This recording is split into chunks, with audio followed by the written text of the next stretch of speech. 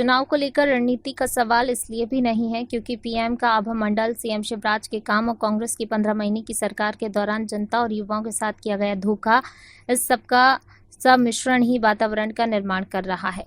उपचुनाव को लेके स्ट्रेटेजी का कोई प्रश्न इसलिए नहीं है कि भारतीय जनता पार्टी के पक्ष का वातावरण है देश के अंदर। प्रधानमंत्री मोदी जी का आभा मंडल, शिवराज सिंह जी की सरकार के काम पिछले 3 महीने और कांग्रेस सरकार के पिछले 15 महीने में जो उन्होंने किसान से, नौजवान से धोखा दिया है, जब इस सब का सम्मिश्रण जनता के सामने आता है तो वो सम्मिश्रण ही वातावरण का निर्माण कर देता है और भारतीय जनता पार्टी स्वतः जीत की ओर अग्रसर हो जाती है और हमें ही वर्चुअल रैली में भी वही सम्मिश्रण जनता के सामने रखना है। सर, इंदौर में लॉकडाउन लगा है, अफवाह उड़ रही है मध्य प्रदेश में, भोपाल में भी लग सकता है, थोड़ा साफ कर। नहीं, इस तरह की अभी कोई भी प्लानिंग नहीं है कि स्थायी रूप से कोई लॉकडाउन किया जाए।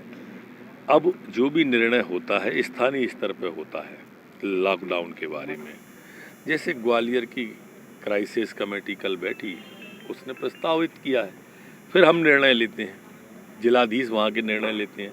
उन्हें दिक्कत आती है, वो राज्य से, गृह विभाग से मार्गदर्शन लेते हैं। सर, अभी मध्य प्रदेश में लगाने का कोई भी विचार प्रस्ताव लंबित नहीं है। सर, ये सच है कि कल गृह विभाग की बैठक में हमने ऐसा तय किया है और गृह विभाग आज उसका जारी करेगी निर्देश को कि जो बड़े पंडाल लगा के भगवान श्री गणेश की मूर्ति स्थापित होती थी, गणेश उत्सव रहता था और गणेश विसर्जन रहता था, ये सभी लगभग प्रतिबंधित हैं।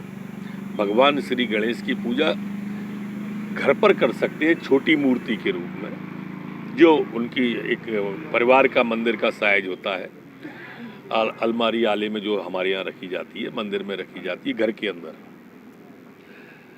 इसी तरह से जो 31 तारीख को ईद है या मुहर्रम आते हैं, ताजी आते हैं, उनके भी विसर्जन का और वैसा सार्वजनिक कार्यक्रम नहीं होगा। मंदिर, मस्जिद, गिरजाघर, गुरुद्वारा, इस तरह के धार्मिक स्थान जो भी हैं सभी समाजों के, वहाँ भी 5 से अधिक लोग एक बार एकत्रित न हों, ऐसा माननीय मुख्यमंत्री जी के साथ बैठक में कल तय किया था। मंत्रीगण भी थे कोरोना की बैठक में, तो सारंग जी और प्रभु जी, तो उसमें भी ये तय किया है कि इसमें इसी तरह से दुर्गा प्रतिमाओं के बारे में भी, जो पंडाल लगते थे और विसर्जन होता था, स्थापना होती थी घट की, वो सब भी फिलहाल अभी रोक दिया गया है। शादी समारोह में वर पक्ष से 10 लोग और वधु पक्ष से 10 लोग, इससे अधिक की अनुमति कलेक्टर या एसडीएम नहीं देंगे। जो रिंग सेरेमनी होती है, बर्थडे होती है, या इस तरह के जो पारिवारिक आयोजन भी होते हैं, उनमें भी संख्या जो निर्धारित की गई है उससे अधिक कोई भी इनमें भाग, इससे ज़्यादा की उपस्थिति नहीं लगेगा, जिससे एकदम संक्रमण कहीं सोसाइटी में न फैल जाए। ये सब जनता की सुविधा को ध्यान में रखते हुए गृह विभाग इस पर एडवाइजरी जारी कर रहा है। मेरा सभी पुजारियों से, मौलवियों से, गिरजाघरों के फादर से, गुरुद्वारे में ग्रंथी साहब से हाथ जोड़ के प्रार्थना है कि भीड़ को इकट्ठी न होने। सर, विधानसभा का सत्र 20 जुलाई से क्या रणनीति रहेगी? क्योंकि विधानसभा के पहले दिन मैं समझता हूँ कि हमारे सम्मानित सदस्य ऊंटवाल जी हमारे बीच नहीं रहे थे, तो शोक सभा श्रद्धांजलि होगी।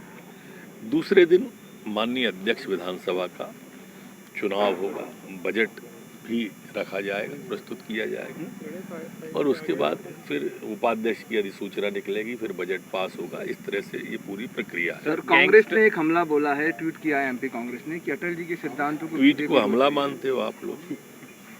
तो वो ट्वीट ही करते हैं, सर, कांग्रेस में ऐसे ही होता है सर, ट्वीटों के माध्यम से होता है। अजय बिश्नोई जी ने कहा था, एसी में बैठ जाते हैं, वहां बैठ के ट्वीट कर देते हैं। ना कोरोना पे ध्यान है, ना इस पे ध्यान है सरकार का। काय पे ध्यान है? कह रही कोरोना, उनका ध्यान तो अपनी पार्टी पे है ना, हमारा नहीं है। तो अपनी पार्टी को संभालो, वरना अगले बरसात में ये दीवार भी ढह जाएगी। सर, गैंगस्टर विकास दुबे का जो एनकाउंटर हुआ था उसमें 5 लाख का इनाम था, मध्य प्रदेश के एक युवक ने सबसे पहले देखा था, तो क्या इसके लिए कोई इंक्वायरी कराएंगे कि वो इनाम किसको मिलना है? इंक्वायरी उसकी चल रही है, उसकी पहले से इंक्वायरी चल रही है। इसलिए जो परिणाम पहला आता है, प्राथमिकी आती है, उसके आधार पर अगला निर्णय हम लेंगे। सर, कांग्रेस कह रही है कि बीजेपी के अंदर सब कुछ ठीक नहीं चल रहा है। अजय बिश्नोई का ट्वीट या दीपक जोशी की नाराजगी, तमाम ऐसे पहलू सामने आ रहे हैं जिसकी वजह से जितनी चिंता वो भाजपा की कर रहे हैं, इतनी कांग्रेस की भी तो करें।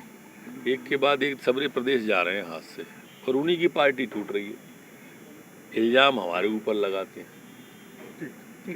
सर, भगवान राम को लेकर अब नेपाल के भी प्रधानमंत्री ने निशाना साधा। हालांकि केशव मौर्य ने उनको भी जवाब दिया है कि वो कहते हैं कि नेपाल में अयोध्या थी, यहाँ की जो अयोध्या वो नकली है। मेरे ख्याल से धर्म बहस का विषय नहीं होना चाहिए। राम हमारी आस्था के केंद्र थे। नेपाल के प्रधानमंत्री कोई विवाद खड़ा कर सकते हैं, क्योंकि हमें मालूम है वो किस विचार से प्रेरित हैं, उन्हें जानते हैं। लेकिन मैं उनके विचार पे उंगली उठा के फिर भगवान राम को दोबारा चर्चा में नहीं लाना चाहता।